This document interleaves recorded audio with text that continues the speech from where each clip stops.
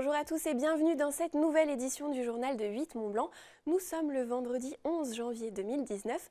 Voici les titres. Le préfet de Savoie, Louis Laugier, était en visite à Caige cette semaine. Extension de la salle des fêtes ou encore isolation des bâtiments publics. Le petit village du Beaufortain a réalisé de nombreux aménagements, en partie financés par l'État. La visite officielle était l'occasion de mettre à l'honneur la petite commune de 800 habitants. Et puis c'est la plus grande course de chiens de traîneau d'Europe. La Grande Odyssée débute ce week-end du côté de Pradly-Saumont. 25 mushers et plus de 300 chiens athlètes s'élanceront pour cette 15e édition. Nous rejoindrons sur place Emmanuel Jaude au cœur des derniers préparatifs. Avant de développer ces titres, retour sur la visite de Brune Poirson.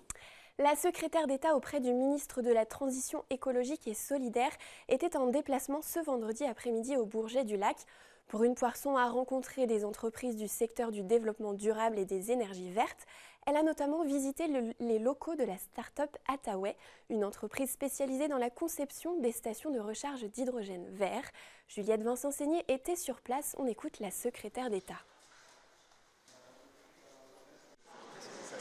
Nous cherchons sur les territoires à encourager, à identifier les meilleures pratiques, notamment en termes de mobilité durable. C'est l'objectif. Vous savez que le ministère de la Transition écologique et solidaire a annoncé l'an dernier le lancement d'un grand plan hydrogène de 100 millions d'euros. Et ce territoire, ici, est particulièrement remarquable par le dynamisme des acteurs locaux qui ont su et qui sont en train de structurer une vraie filière. Et ça, c'est peut-être le modèle de la transition écologique et solidaire, comme on aimerait qu'elle se déploie partout ailleurs aussi sur le territoire français. Il y a l'ensemble des acteurs pour former un vrai écosystème qui fourmille et qui permettra à cette technologie de se développer. Et puis il y a aussi l'État qui vient en appui, qui vient apporter des financements pour que justement émerge et pour impulser le développement de l'hydrogène. L'enjeu aujourd'hui, c'est de trouver le modèle d'affaires, c'est de trouver et de faire en sorte que les coûts de ces technologies-là baissent pour qu'elles puissent se développer massivement sur le territoire. Parce qu'en plus de ça, leur développement massif, c'est aussi source d'emplois, de dynamisme local, avec des emplois qui sont non délocalisables, qui sont verts, qui ont un sens aussi. Dans l'actualité également, on l'a appris ce vendredi soir, le budget de la région Auvergne-Rhône-Alpes a été une nouvelle fois annulé. Après l'annulation du budget de 2016, le tribunal administratif de Lyon a rejeté le budget 2017 de la région, présidé par Laurent Wauquiez, saisi par les 4 groupes d'opposition de gauche à l'Assemblée régionale. La juridiction estime, je cite, que le droit d'amendement n'a pas été respecté par l'exécutif lors de l'examen de ce budget. Les 4 groupes reprochaient notamment à la majorité d'avoir rejeté en bloc leurs propositions pour des raisons techniques sans qu'elles puissent être débattues. Une autre visite politique. Le préfet de Savoie, Louis Laugier, est élu à Caige ce mercredi pour visiter plusieurs chantiers. La petite commune du Beaufortain a bénéficié d'une aide importante de l'État pour réaliser différents travaux. Le préfet a parcouru ces nouveaux aménagements aux côtés du maire du village. Sébastien Germain était sur place. Reportage. Louis Laugier, préfet de Savoie, en visite dans le petit village de Caige pour découvrir les projets soutenus financièrement par l'État. Le moment a une réelle portée significative. Et à l'heure où de nombreux maires ruraux se disent de plus en plus abandonnés par l'État, cette venue préfectorale est plus qu'appréciée. On tape très souvent sur l'État, et parfois avec raison, sur un État centralisateur qui impose des choses, qui maltraite les communes.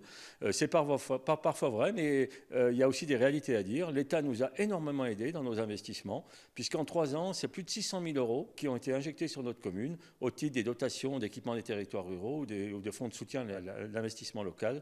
Et plus de 600 000 € sur une commune comme nous de 800 habitants, c'est considérable et ça mérite d'être souligné. Et nous voulions remercier l'État pour ce geste. On peut dire que Caige se distingue par sa singularité en plein cœur du Beaufortain. L'école du village est autonome en énergie grâce à une fleur solaire qui produit de l'électricité. Et le nouveau réseau de chaleur permet de chauffer plus de 50 logements sans chaudière fioul. Monsieur le maire, lui, fourmille d'idées et privilégie une véritable démarche éco-responsable. On a aussi inauguré prochainement une microcentrale hydroélectrique qui va produire 3 fois les besoins de la commune en captant l'eau de 4 ruisseaux. On vient de mettre aussi une bande de recharge électrique devant la mairie pour les véhicules électriques. Il y a beaucoup de gens qui nous laissent des messages « Vous nous avez sauvé la vie ». Et en même pas 6 mois, il y a plus de 50 véhicules qui ont fait des recharges, notamment des touristes qui viennent sur notre territoire. Ils sont contents d'être dépannés avec cette bande de recharge électrique. Lors de sa prise de fonction il y a maintenant 1 an, Louis Laugier avait déclaré qu'il était avant tout tout un préfet de terrain.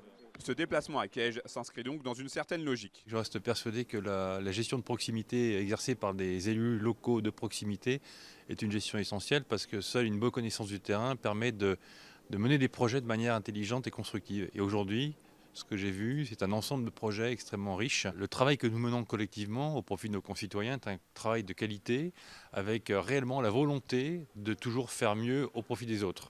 Et c'est le sentiment que j'ai pu encore ressentir aujourd'hui dans ce village. Commune dynamique de 800 habitants, Caige voit sa population croître ces dernières années avec l'arrivée notamment de jeunes couples. Et d'ici la fin de l'année, une halte garderie devrait sortir de terre pour accueillir ses futurs Caigerains et Caigeraines. On referme cette page politique. Avec une réaction d'Hervé Guémard, le président du conseil départemental de Savoie répondait aux questions de Fanette Debuisson ce vendredi après-midi. Une interview que vous avez pu suivre en direct sur notre page Facebook. Pendant l'entretien, Hervé Guémard a réagi à la volonté du conseil départemental de Haute-Savoie de clore le débat sur le projet d'une éventuelle fusion entre les deux départements savoyards. On l'écoute. Le débat pour eux est clos d'ici 2021. Oui, moi je ne le pense pas. Donc le débat se poursuit en Savoie et pas en Haute-Savoie ? Non, parce que moi j'ai beaucoup de réactions aux Savoyardes. D'ailleurs, des gens qui n'ont pas forcément leur opinion faite, ni pour ni contre, mais qui veulent en débattre. Et puis, vous savez, sur l'argument de la proximité, la Savoie réunie, si je puis dire, ce serait l'équivalent du département de l'Isère. Hein.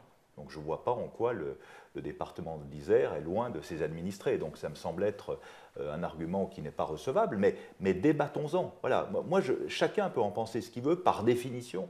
Nous sommes en démocratie. Mais moi, ce que je souhaiterais, c'est pour ça que j'ai écrit et publié cette contribution, et de ce point de vue-là, c'est réussi, que ça fasse parler. Voilà. Que ça fasse parler, que les gens s'approprient ce débat. J'ai ouvert un site qui s'appelle poursavoiemontblanc.com. Il y a énormément de réactions, d'ailleurs favorables, dubitatives, hostiles.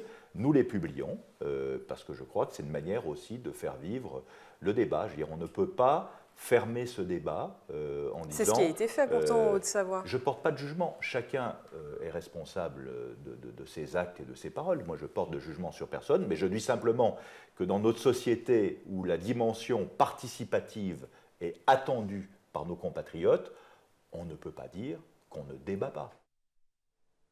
Le mouvement des stylos rouges prend de l'ampleur. Les professeurs de l'éducation nationale, tous degrés confondus, veulent faire entendre leurs revendications. Conditions de travail, suppression de postes, leurs inquiétudes sont nombreuses. Ils tentent donc de se regrouper pour faire entendre leur voix. En Savoie, le mouvement se structure petit à petit. Une réunion est organisée ce samedi matin à la brasserie de l'Archimalte à Saint-Alban-l'Est près de Chambéry. Autre information qui nous est parvenue ce vendredi soir, une chute mortelle a coûté la vie à un skieur britannique de 65 ans dans la station de Méribel à la mi-journée. Il a fait une chute de près de 10 mètres depuis un télésiège de la station. Les circonstances de l'accident ne sont pas encore connues. Une enquête est ouverte. Direction Prades-les-Saumons, où tout est prêt pour accueillir la 15e édition de la Grande Odyssée. La célèbre course de chiens de traîneau débute ce week-end. Et aujourd'hui, c'est un peu le calme avant la tempête. On retrouve Emmanuel Jaude sur les hauteurs de Taninges en Haute-Savoie. Emmanuel, le PC de course est déjà installé pour les prochains jours. Oui, bonsoir Victoria, bonsoir à tous. Donc, comme tu viens de le dire, je me trouve à quelques mètres du PC Course, donc le centre névralgique de l'épreuve où tout va vraiment se jouer. Alors, même si la course n'a pas encore véritablement commencé, ce sera dimanche matin du côté de Saumont. Mais ici, comme tu l'as déjà dit, c'est le branle-bas de combat. Toutes les équipes sont déjà à pied d'œuvre. Les mushers arrivent les uns après les autres. Ils sont 24 cette année de toutes les nationalités, beaucoup de Français bien sûr, mais également beaucoup de Suisses, beaucoup d'Espagnols, ainsi que quelques Norvégiens et Américains qui seront présents pour se disputer le titre justement de meilleur musher européen sur cette grande course qu'est la Grande Odyssée Savoie-Mont-Blanc.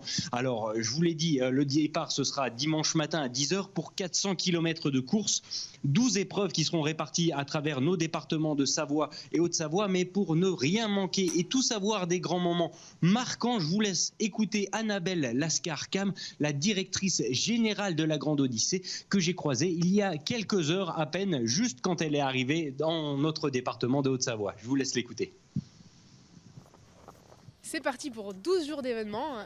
Donc en effet, la première étape pour une première édition au départ de Pradly-Saumand, donc dans le Grand Massif, avec une étape de 36 km qui s'annonce dans des conditions vraiment extraordinaires, puisque voilà, la neige est tombée, le froid arrive, donc ça va être une belle étape, une belle première étape pour les mushers et les chiens. Aujourd'hui, c'est la journée un petit peu d'arrivée du staff, tout le staff qui vient un petit peu partout de la France, une centaine de bénévoles qui viennent partout de la France arrivent aujourd'hui.